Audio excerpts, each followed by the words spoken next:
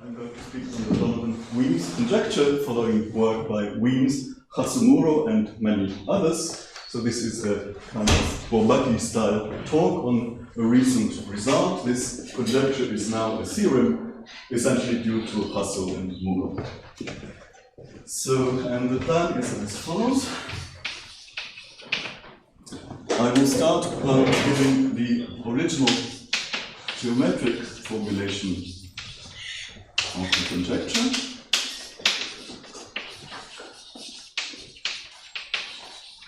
Then I will give an algebraic reformulation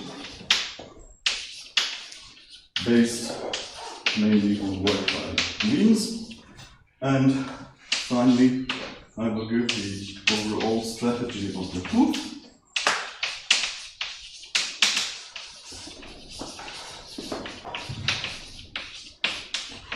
Based on a recent theory by Jasso-Muro. Okay, so let me start with the geometric formulation.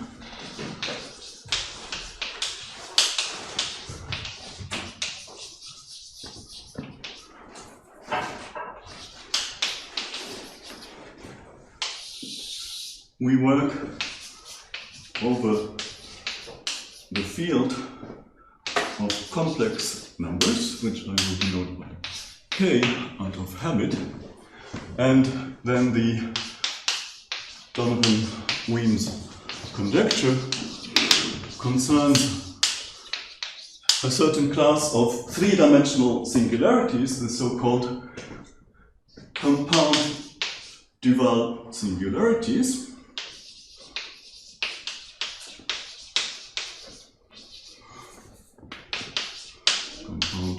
Dual, or CDV singularities, which were introduced by Miles Reed in the early 80s in the minimal model program in birational geometry. Yes, so in the minimal model program, one tries to find distinguished representatives of the birational equivalence classes of algebraic varieties, and for varieties of dimension 3, these singularities play an important role. So now why are they called compound dual? Well, dual is a synonym for simple or Kleinian. Yes, these should be viewed as the three-dimensional analogs of Kleinian surface singularities.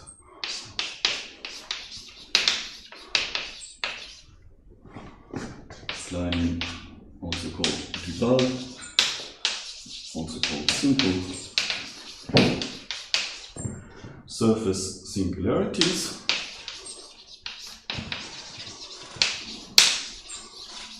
Which we know from the K correspondence, for example, yes. So these have a very nice, simple ADE classification. This is not the case for the CDV singularities. They have non-trivial moduli, but nevertheless, they should be viewed as three-dimensional analogs. So what are they? So by definition, a CDV singularity is three-dimensional normal, and any generic hyperplane section should be a Kleinian surface singularity.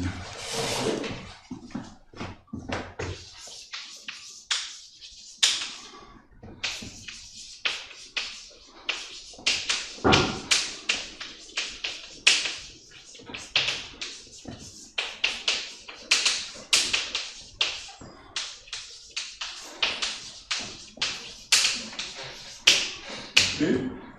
Now let's take one of these. So not isolated. Pardon? Not isolated, not isolated. Yeah, this is what I'm going to suppose now. Yes, so the general definition doesn't suppose isolated, and now let us choose such a singularity and suppose in addition that it is complete, local, and isolated.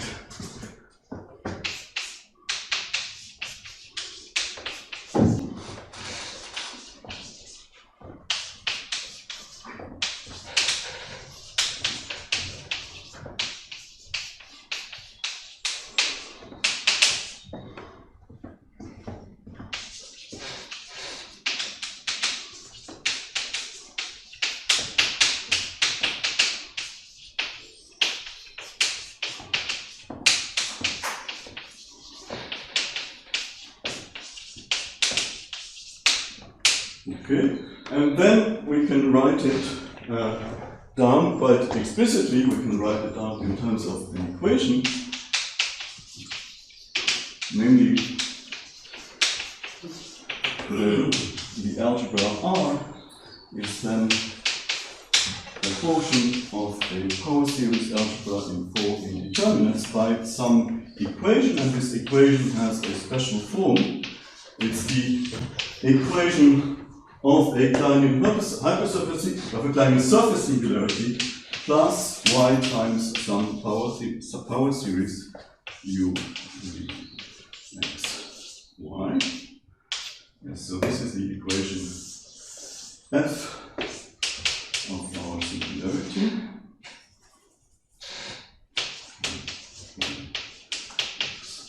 Y. And so here, as I said, if we cut by the hyperplane y equals 0, then we find a Kleinian hypersurface singularity with, so this is given by power series in 3 variables modulo the equation g, where x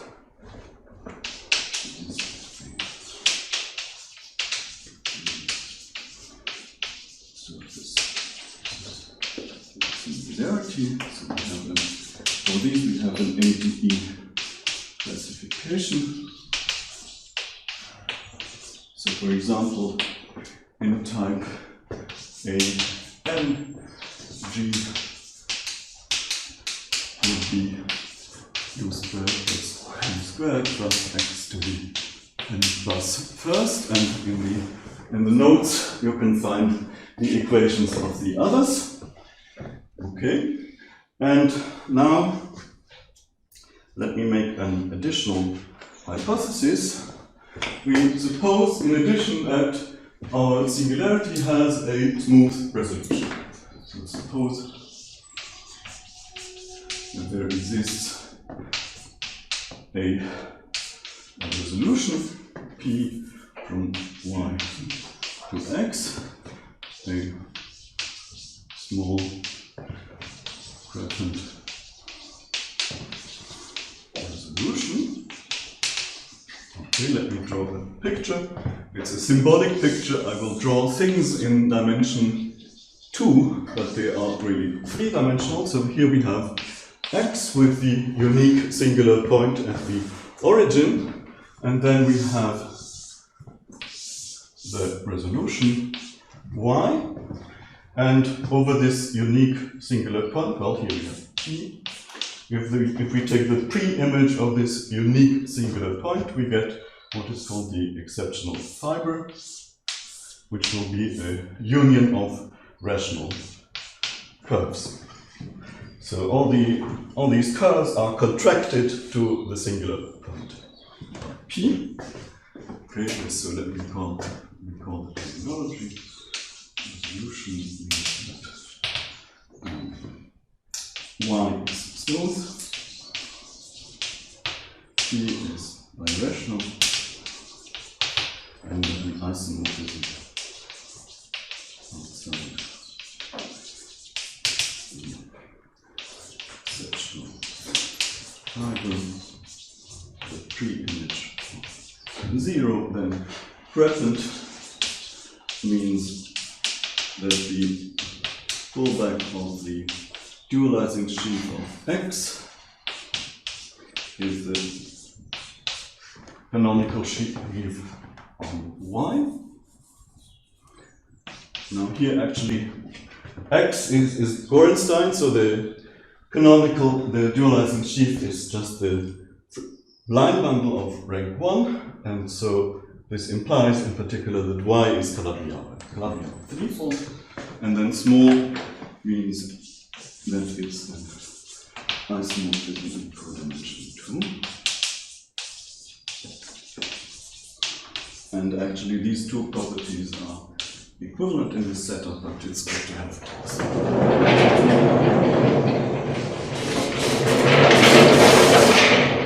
Okay, and now with this setup, Donovan-Wemyss have associated a certain finite dimensional algebra, the so-called contraction algebra, is associated with the contraction of the curves to the singular point.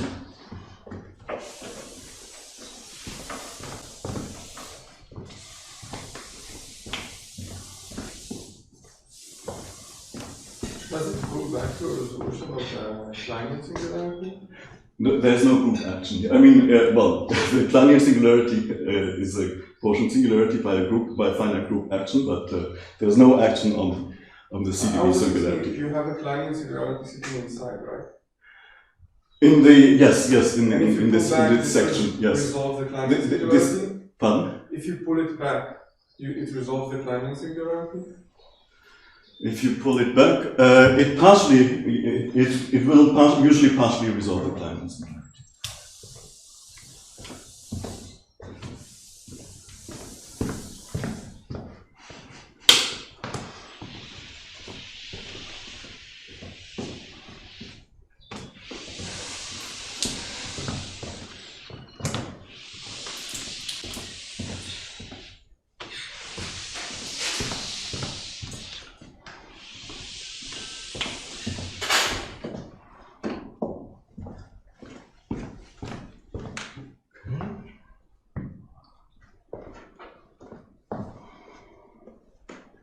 Yes, so we have this exceptional fiber, which is the union of irreducible components, which are certain curves, rational curves.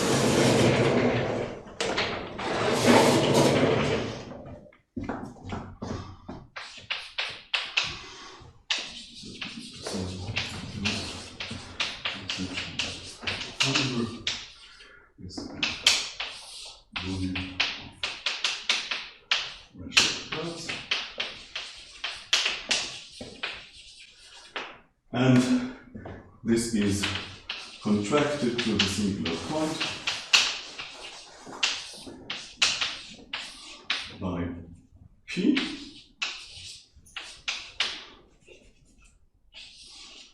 Okay, and now with this situation, Donovan-Wemyss have associated a certain finite dimensional algebra, the contraction algebra.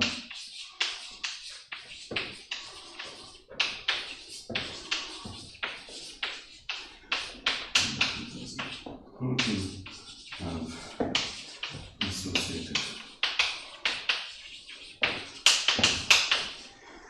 P a certain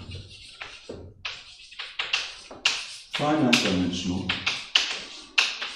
multi-complex numbers, usually non-commutative algebra, lambda called the contraction algebra.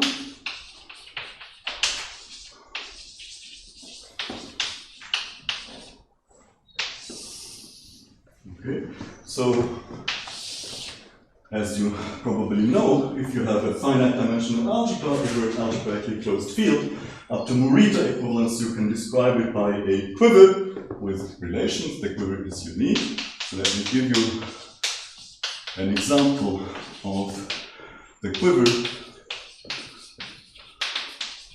of a contraction algebra. Yes, it can look like this.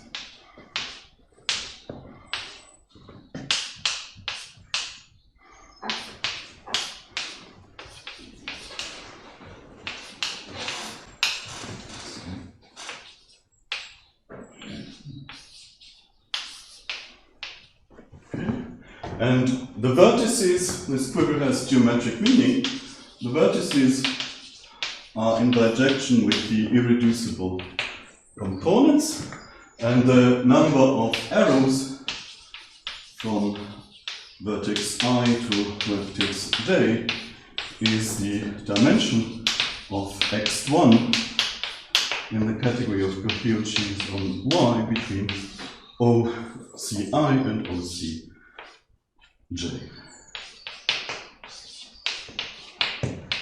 Okay.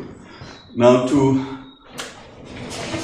so this is quite simple. But now to give you the algebra itself, Donovan and Wemyss used non-commutative deformation theory. Namely, they non-commutatively deform the exceptional fiber inside Y. So more precisely, there is a finite dimension, usually non-commutative algebra lambda, which represents the non-commutative deformations. So these are deformations with a non-commutative base. Yes, our test algebras are non-commutative. Such deformations were first considered by Laudal already in 2002.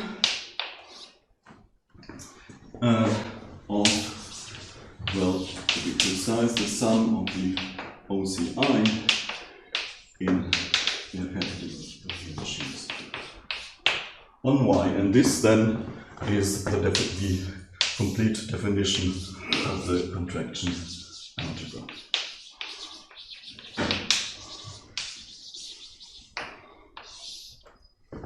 Okay, and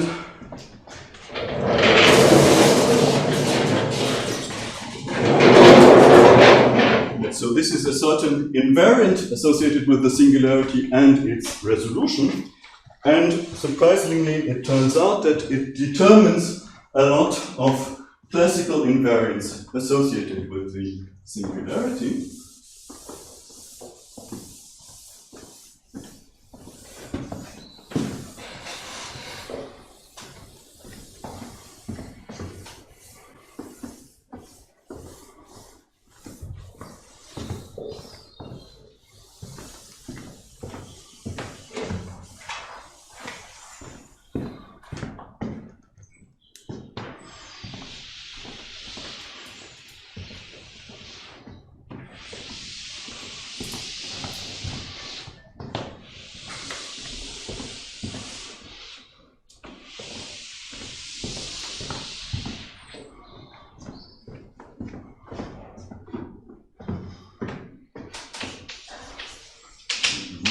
Lambda determines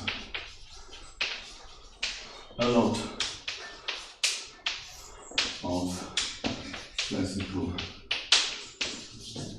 invariants associated with the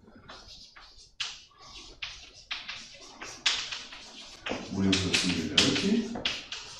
Okay, so already Donovan-Wemyss showed that it preserves what is called the width and the pi degree of the normal bundle. Then Toda and HuaToda showed that it preserves what are called the genus zero Gokwa-Kuma buffer invariants of the singularity, and a lot of others.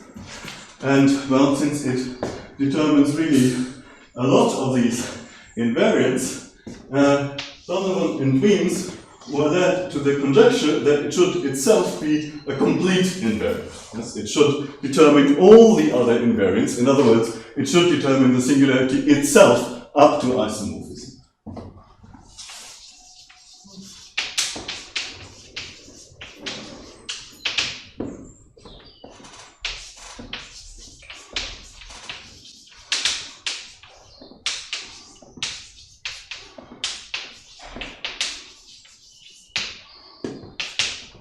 Okay, now I have left a little bit of space here. Yes, by construction, the contraction algebra depends not only on the singularity but on the choice of resolution.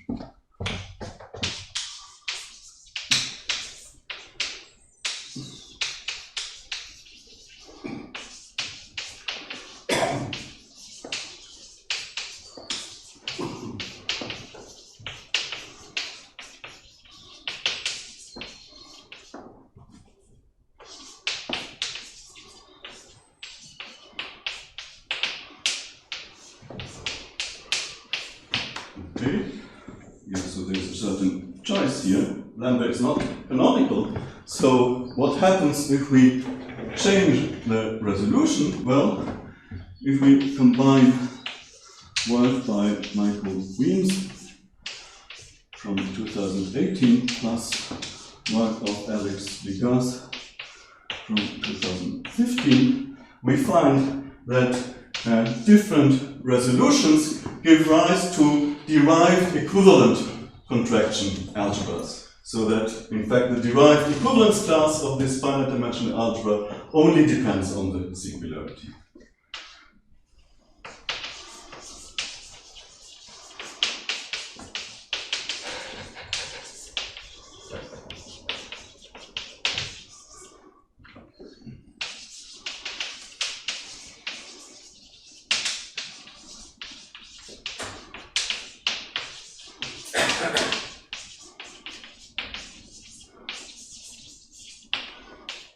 Okay, so that we can improve the formulation here by saying that the derived equivalence class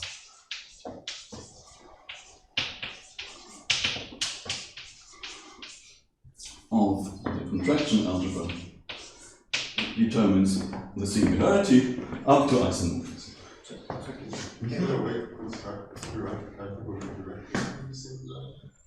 The derived category, no, well, not as far as I know, let me see.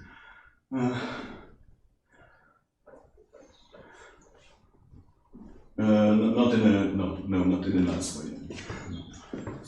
So like if we ignore the loops, then just the dual graph of the tree, right? So this fiber is a tree, right? And that thing is the doubling of the dual graph.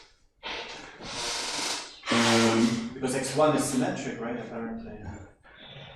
Yes. Well, I mean, do we also have these loops? Yeah, but not loops at the dual graph of the tree, of the fiber. Maybe we should discuss this later. Okay. Okay, so far for the geometric formulation. Now let me give you the algebraic reformulation.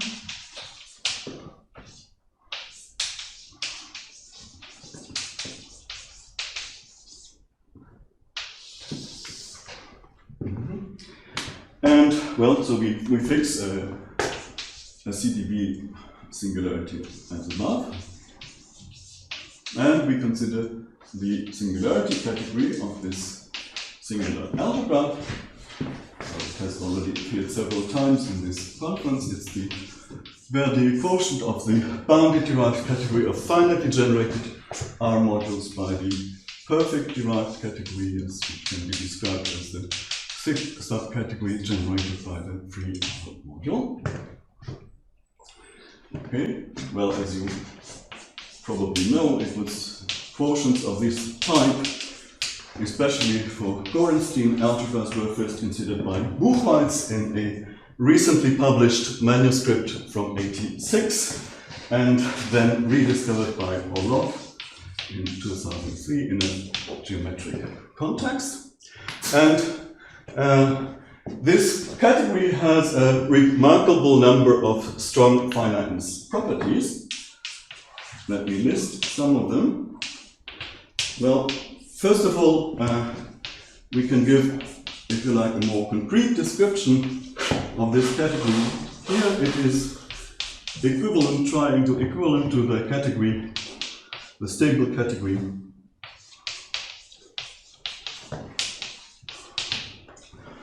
of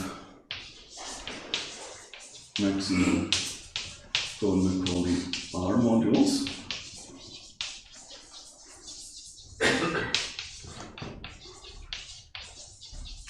This is already in Buchholz's paper, and it works because R is Gorenstein.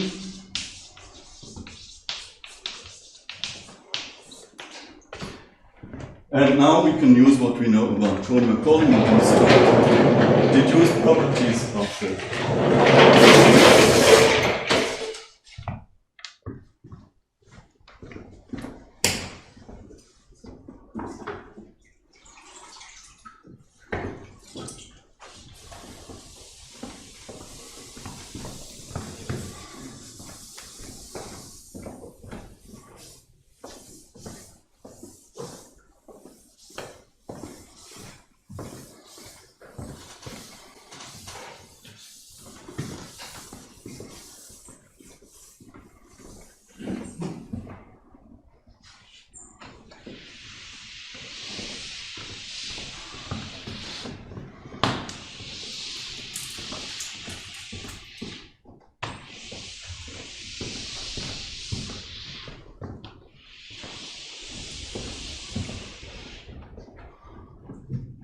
So, first of all, it has finite dimensional morphism basis.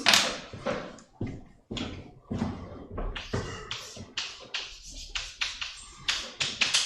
is finite. This is because R is isolated. And it is called Schmidt. Every object decomposes into a finite sum of objects with local endomorphism algebras, and this decomposition is then unique up to isomorphism permutation. This is because R is complete. Then we also know that the singularity category is two-color as a triangulated category.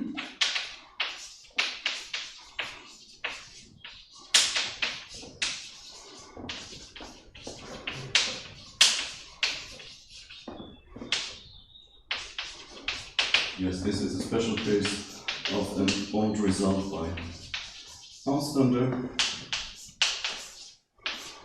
And so what does it mean? It means that, well, we have cell duality in dimension V2. The dual of morphisms from L to M is morphisms from M to the second suspension of L by factorial M. Okay, so. And finally, the singularity category is two-periodic.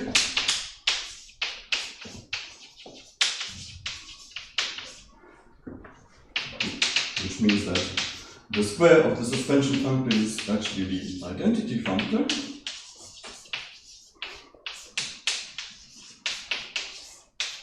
And this is because R is a hypersurface. When we have a hypersurface, then we can describe the singularity category using matrix factorizations.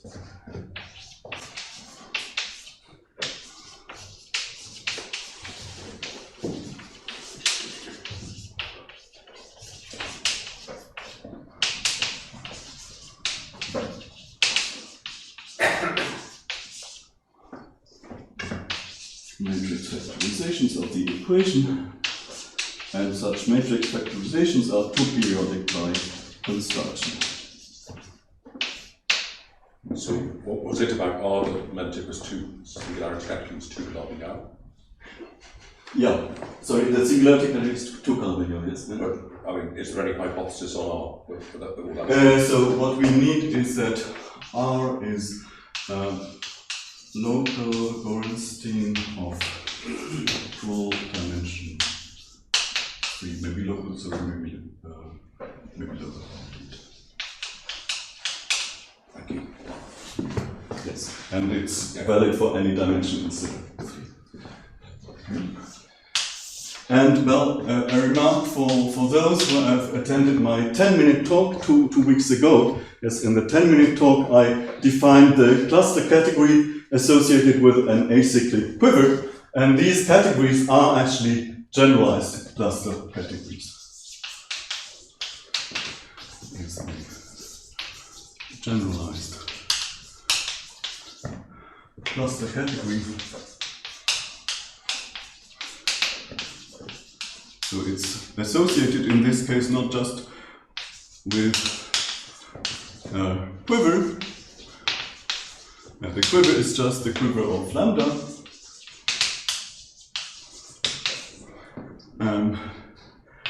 And moreover, we need a potential.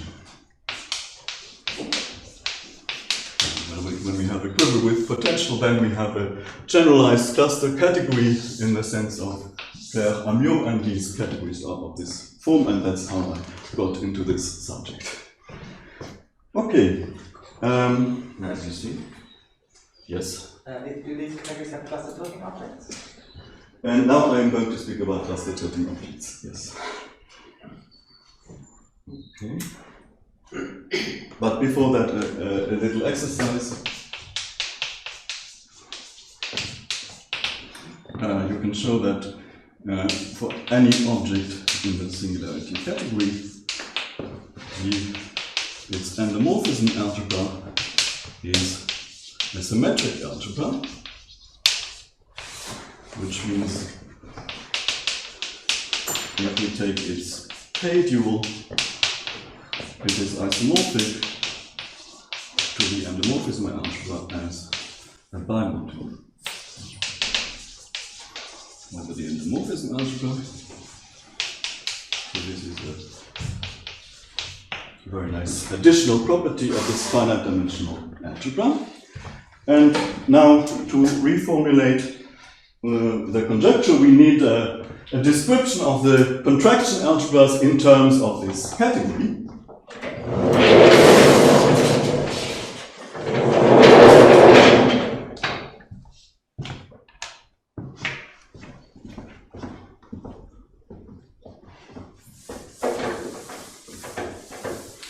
And it turns out that the contraction algebras are precisely certain endomorphism algebras of objects in this category. Not any object, but the so-called two cluster tilting objects. And since we have a two periodic categories, these two cluster tilting objects are actually two Z cluster tilting objects. So the cluster tilting objects are bijection with resolutions. Right, yes. Resolutions up to isomorphism are in bijection with cluster tilting objects in this category. So that's a theorem by Michael-Wemyss.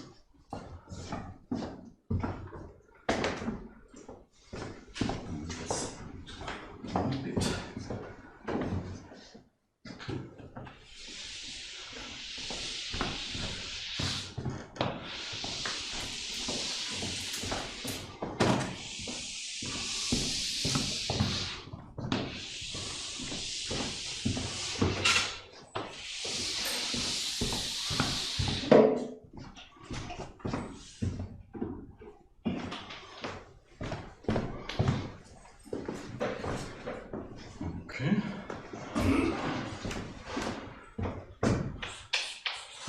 Theorem.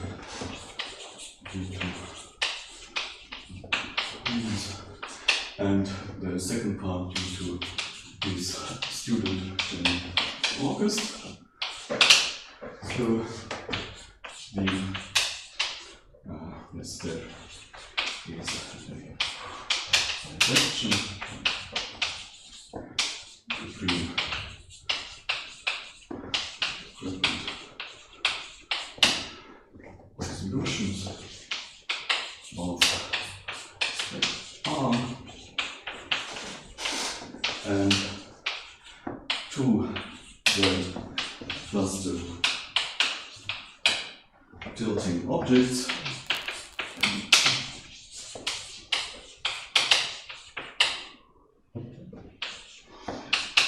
in the singular category, and the contraction algebra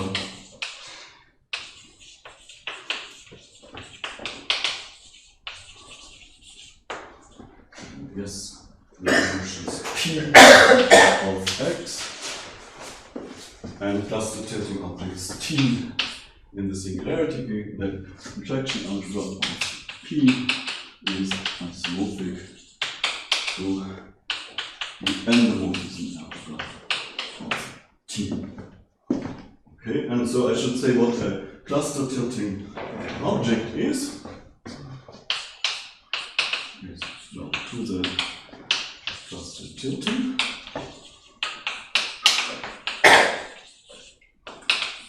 If well, the Z is the fact that T is isomorphic to its second suspension, and the cluster tilting is that extensions vanish, self-extensions of T vanish in degrees between 0 and 2. And if you replace 2 by D, you get the notion of a D cluster tilting object.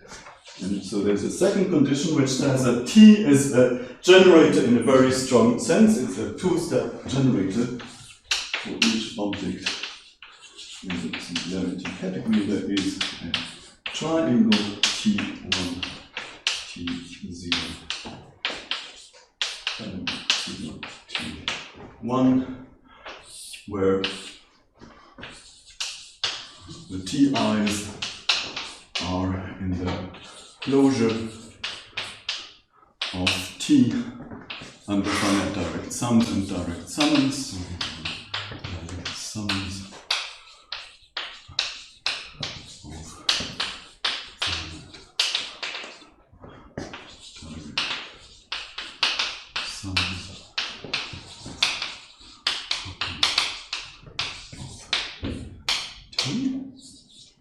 So this bijection would be T up to something, right? Because if you take T plus T, it's still... Yeah, sorry, basic. Yeah, I'm sorry. Yeah, basic, I'm sorry. Yeah.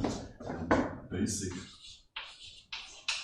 So each indecomposable occurs with multiplicity at most 1. So if we impose this condition, then we get the bijection. Okay. And so, well, this is the part due to rings. And then, secondly, the contraction algebras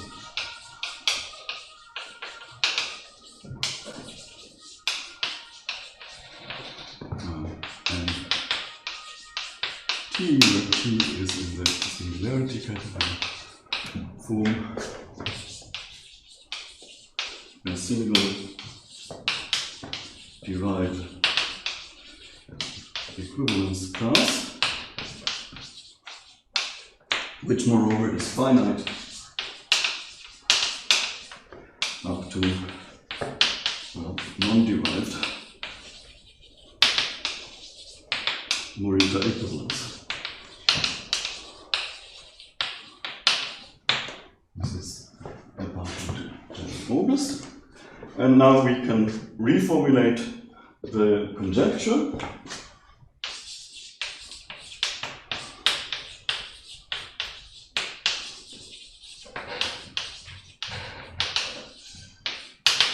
Yes, so R is determined by the endomorphism algebra T for any 2Z cluster tilting object T in the singularity category.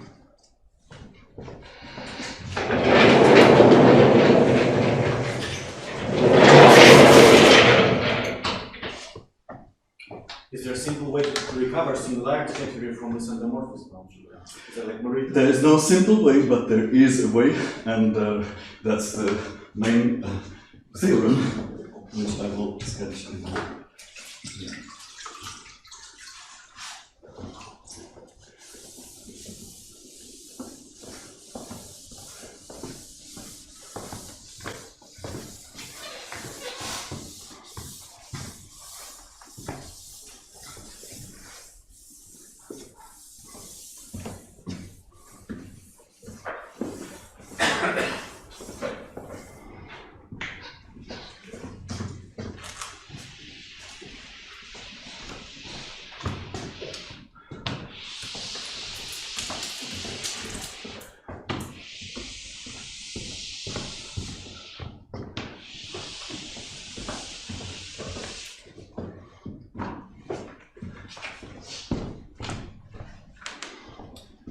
Okay, so this conjecture is now the theorem.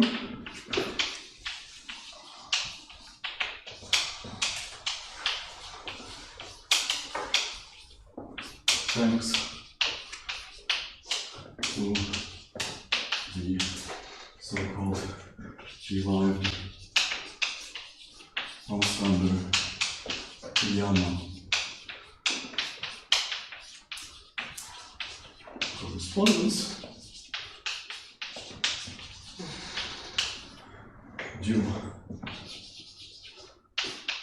to Gustavo and Fernando. Yes, the preprint is from August, and it has 108 pages. And well, if you look it up on the archive, you will find that I'm also among the authors, but I have only contributed an appendix, and the appendix only contains common knowledge. So it is really a theorem of Jasso-Muro. And well, it is, they were really interested in this derived Auslander-Iyama correspondence. Yes, it's a remarkable example of serendipity. They just wanted to further develop the theory initiated by Iyama in 2007. And then Gustavo gave an online lecture series in Isfahan in May. And I thought it was very beautiful, and after a few days I realized that it immediately implies the Donovan-Wemyss conjecture. Okay, so now let me give you the overall strategy of the proof.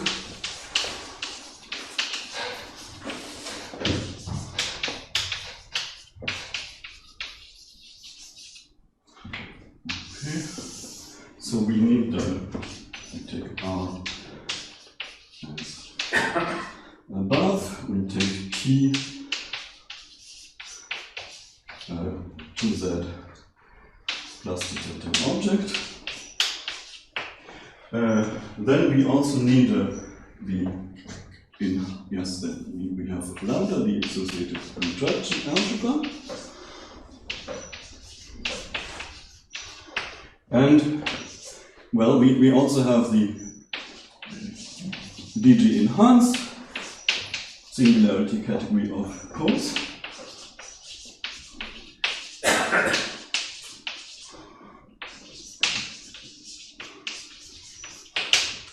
And we can also look at A, the derived endomorphism algebra, so that's the endomorphism algebra of T in the DG enhanced singularity category, so that lambda is just H0 of this DG algebra.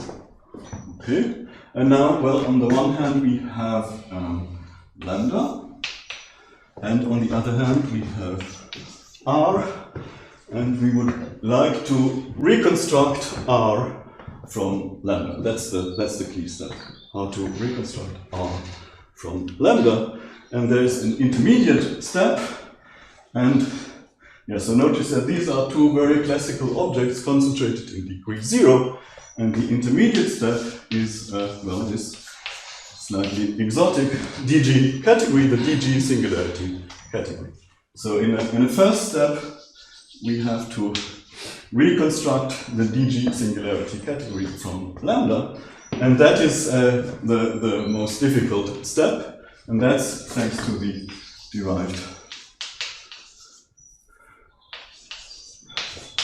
Auslander-Iyama correspondence. Actually, it's a special case of this correspondence, works in any dimension, but here we use the case of dimension 2. So that's achieved by the work of Gustavo and Fernando.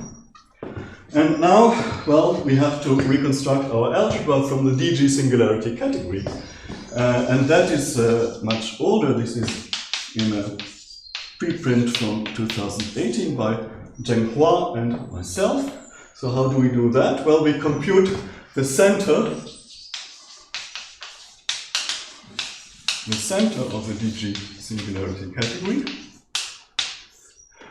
The center of the DG singularity category is not R.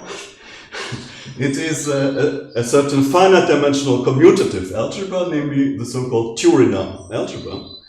And there is an old theorem from singularity theory which tells us that if we know the dimension and the Turiner algebra, then we know the singularity up to isomorphism. So this is the theorem of Mather and Yao from 82. Yes, John Mather and Steve Yao, not his brother Xingtung Yao, but Steve Yao. Okay, and so in this way we recover R. And now I have about 10 minutes left, I think, to give you maybe more details on on these two steps. Okay. Remarkably, there's a common tool in the two steps.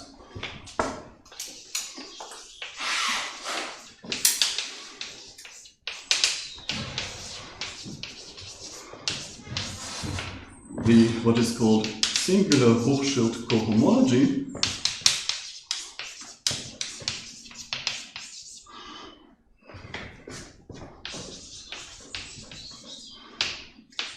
Also called Tate Hochschild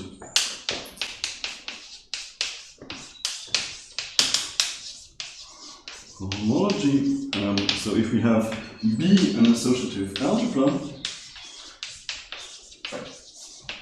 then the singular Hochschild cohomology of B, by definition, is the Yoneda algebra of the identity bimodule in the singularity category of bimodules. Okay, so this is an important tool used in both steps. In this step, it is applied essentially to the homology of this DG algebra, and in this step, it is essentially applied to the DG algebra itself.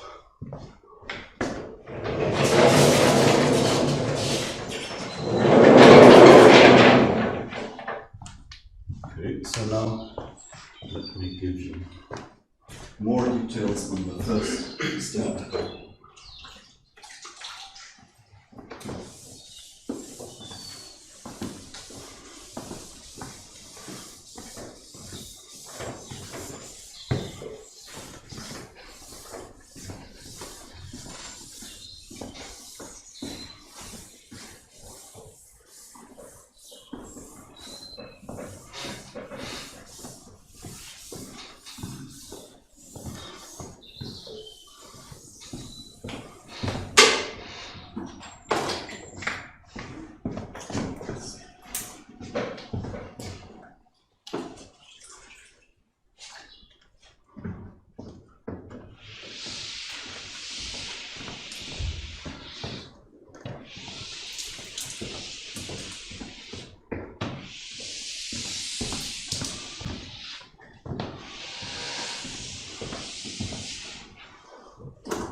So this is the key point in the first step.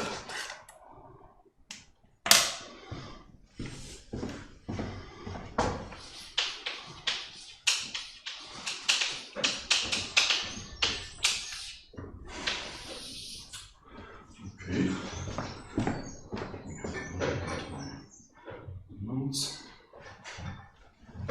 Yes, so what we have, it is enough to show that A is determined up to quasi-isomorphism by the contraction algebra lambda. Yes, if we know the A by definition is the derived endomorphism algebra of some generator of this singularity category. So if we know the DG endomorphism algebra of the generator, then we know the category. Yes, it is just the perfect derived category of the endomorphism algebra. So it's enough to show this. Okay, and well, let's start by computing the homology of A and trying to express it in terms of lambda. Well, turns out that this is simply lambda tensored with the Laurent polynomials in one indeterminate of degree 2. In particular, it is concentrated in even degrees, and let me abbreviate this by 1. Yes. Okay, so that's easy. And well, if the algebra was formal, if it was quasi-isomorphic to its homology with the zero differential, then we would be finished. Yes. Now, unfortunately, this algebra is never formal. Yes, literally never. No example where it is formal. Yes, so Norman A is never formal. Okay. Well, what does it mean not to be formal? Yes. In other words, we have, well, an A infinity Poisson isomorphism, yes, between A and its minimal model in the sense of Galashvili, yes, which is just the homology together with the zero differential, then with the canonical multiplication, and with higher operations M3 and 4, etc. Okay. And, well, this is not unique, it is unique only up to A infinity isomorphism. And to say it is not formal means that we cannot arrange for the MNs to vanish in high degrees, in degrees greater or equal to 3.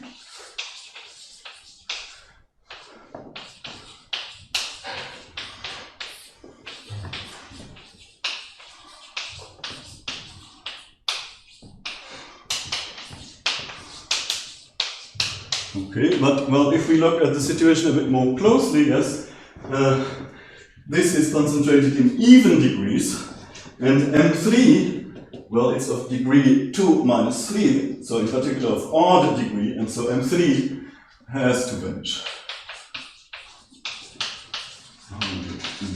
3, simply for degree reasons.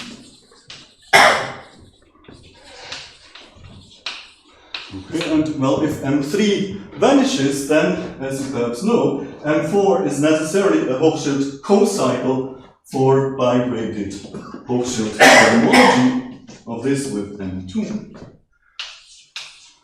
So M4 is a Hochschild co-cycle for homology with the natural multiplication, and it even has a name, yes, it is called the universal massive product. Yeah, it's a very classical construction used successfully, for example, in work by Dave Benson, Henning Krause, and Stefan Schwede a long time ago, in 2004. They used it to measure obstructions to lifting modules over cohomology. Okay? Yeah, so it is very useful, and it is crucial also in this context.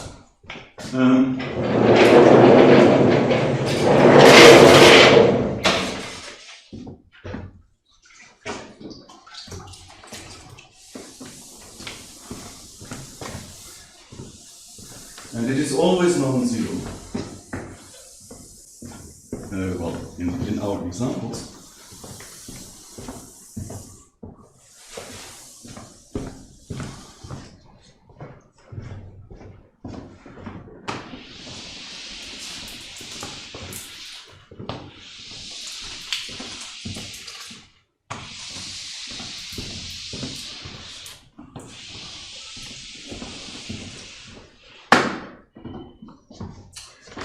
Yes, so let's look at this element with its class.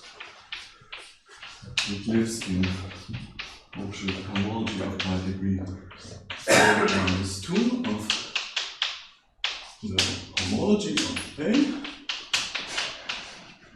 Okay, and then we can restrict along the inclusion of lambda into the full cohomology, and we get a Hochschild 4 minus 2 co-cycle of lambda with values in this thing. Now, this is actually, of course, an algebra in the category of lambda bimodules.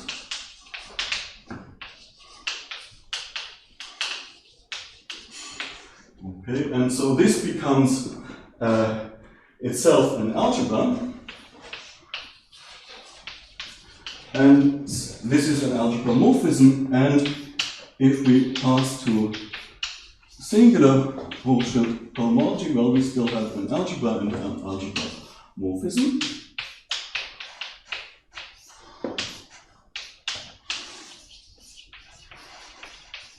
Okay, so let's look at the image of this element under this composition. And now the key result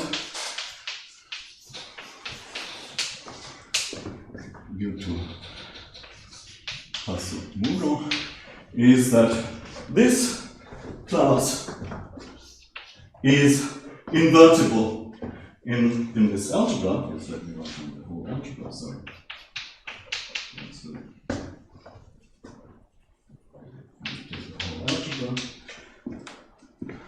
Okay, so U4 is invertible, and up to A infinity isomorphism,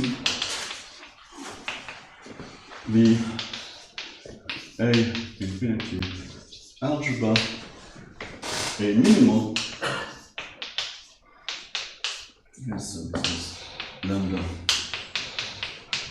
homology, then we have M2, M4, M6, etc.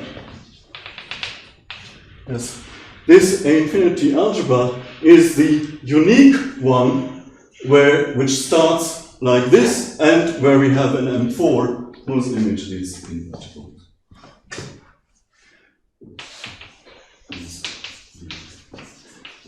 Unique one for which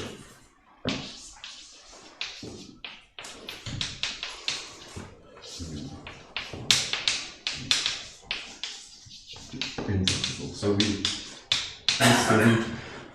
the higher up to A infinity isomorphism, the higher structure is completely determined by the requirement that M4 should be invertible. So we know the minimal model, and so we know A, and so we know the DG singularity category. Yes. And so this is, so that's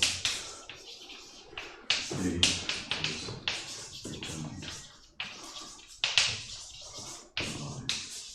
by lambda, and the sketch of proof, and thank you very much.